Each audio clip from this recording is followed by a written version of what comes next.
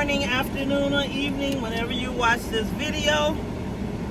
I hope everybody is having a blessed day. I'm telling you, it's serious, okay? This heat is no joke.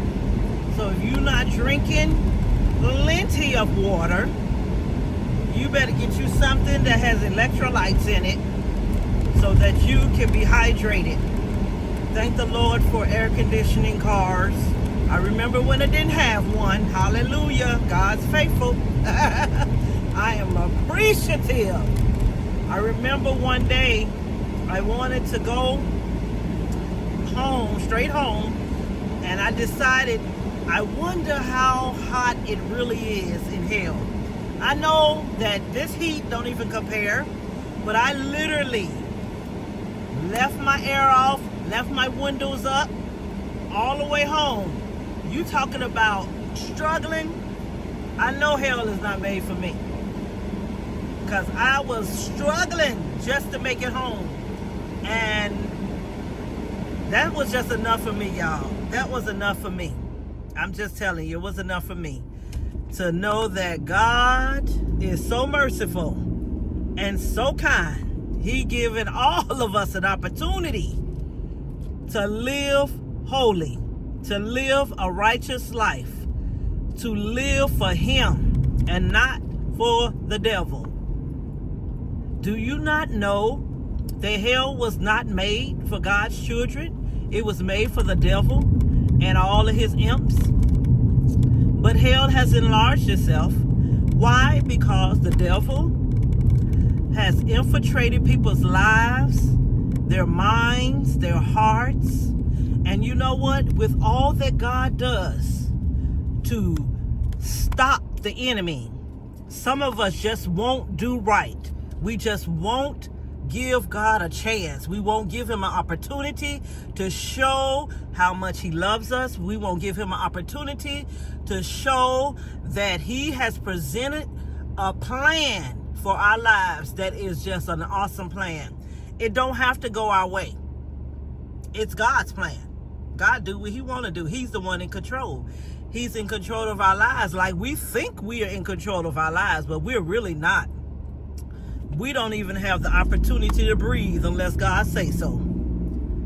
So how in the world do we wake up every single day taking for granted that we're going to have the breath of life? That God could just stop your breath at any time and say, you know what, I'm done. No more breathing, no more hearing, no more eyesight.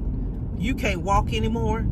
Okay, and you know what? And I can hear some of y'all. I hear very good in the spirit.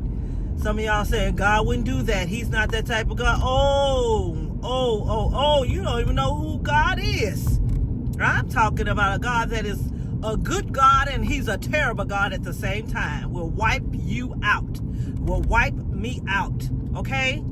He do not play. God does not play. We play games with the Lord. And in this time and in this evil, wicked day, there's no way I will be on the devil's territory playing pity-pat with him. He's going to always give you exactly what you want. God's not giving us what we want. He give us what we need. And some of the wants we will get down the road, but you got to present a life. You got to work for some stuff. You got to go through. You got to go through tests and trials. You have to go through some suffering. You just not finna go through this life with a fiery bed of ease. I don't know who told you that this is life, that you come to Christ and, hey, everything is A-okay. No, they lied. That's one thing. When I came to the Lord, they did not lie to me. Like, nope, honey, when you come to the Lord, you better count up the cost, because that's when the battle really begins. When the devil got you, there's no battle. He got you where He wants you. If you're getting high, He got you. You're drinking, He got you. You're mean, He got you. You're a liar, He got you. I don't care what you're doing. If you're sinning, the devil got you. And you all, listen, we cannot ignore the godly people that God sends in our pathways to help us get out. You see a track, somebody passing out a track, you just decide automatically, I don't want that. That is an invitation there. That is God saying, hey, hello, I'm introducing myself to you. Take the track, y'all. Take the pamphlet. Take the brochure. Don't take it and ball it up, because that's going to be on record anyway if you do it. But why go that route when you don't have to? The mercy and the grace of the Lord is real, y'all. Ooh, my stuff falling out of my bag. That's all right. I should have put it on the floor. So yes, his mercy, his grace is real. But we send ourselves to hell, y'all. God don't send us to hell, because he has provided a way of escape. Now, if you really want to escape, you're going to follow his will, do his will. You know, me and my son talk about, we talk about the Lord all the time. And he was like, he always said, Mom, come on, baby. I'm letting you go. He said, Mom, the Lord is a gangster. I said, what do you mean? He said, he just like one of the gangsters in the world. It's his way or no way. I said, well, that is true.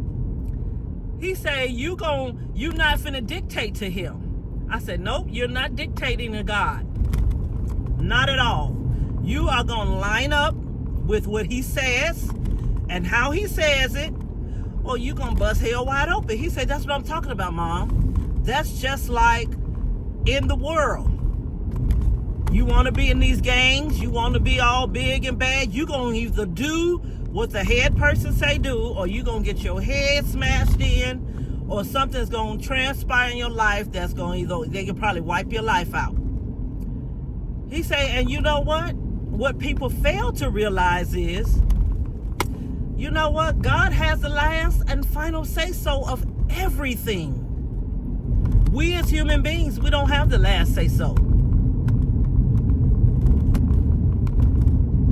I mean, God can make us do anything, but because he loves us so much, he will not make us do. He said free will. I want you to come to me freely. I want you to love me freely. I want you to do everything toward me freely.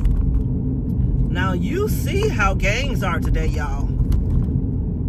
They threaten your family. They threaten your life. You gonna do this for me or else. The Lord said, okay, you don't want to do this? All right. I'll let life hit you where it really hurts. You want to steal, you want to rob, you want to be mean, you want to go out and party and drink, and you want to just do your thing. You don't want nobody to tell you nothing. You don't want the authorities to tell you nothing. Okay, I'll let you hit your head. And God will let us hit our head over and over and over until we realize, man, this is not working. The Lord let me get high every day. I should get up in the mornings to get high.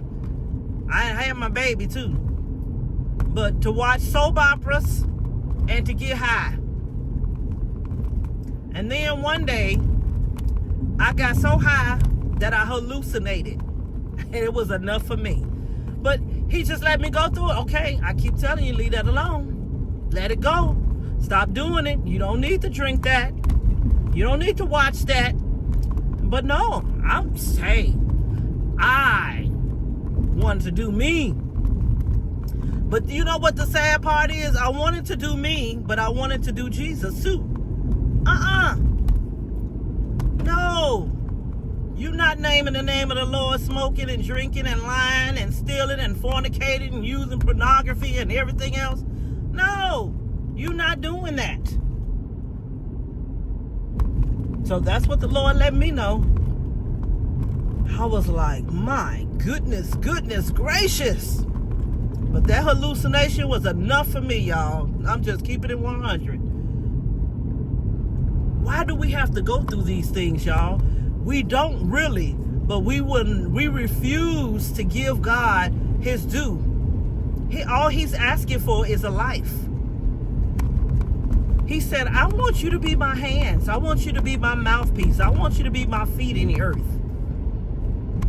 That's all he's asking for is a life. And we don't even want to give him that. But yet, we want his blessings. Lord, wake me up. Keep me in my right mind. Give me the activity of my limbs. Give me my health and my strength. Lord, give me a husband. Give me a wife. Give me a car. Oh, Lord, I need groceries. Lord, pay my rent. Lord, I'm behind on this. I'm behind on that. We want all of this stuff. And God's like, hey, what are you doing for me? Okay, I'm the creator. I created you. What you gonna do for me? That's where the gangster come in at.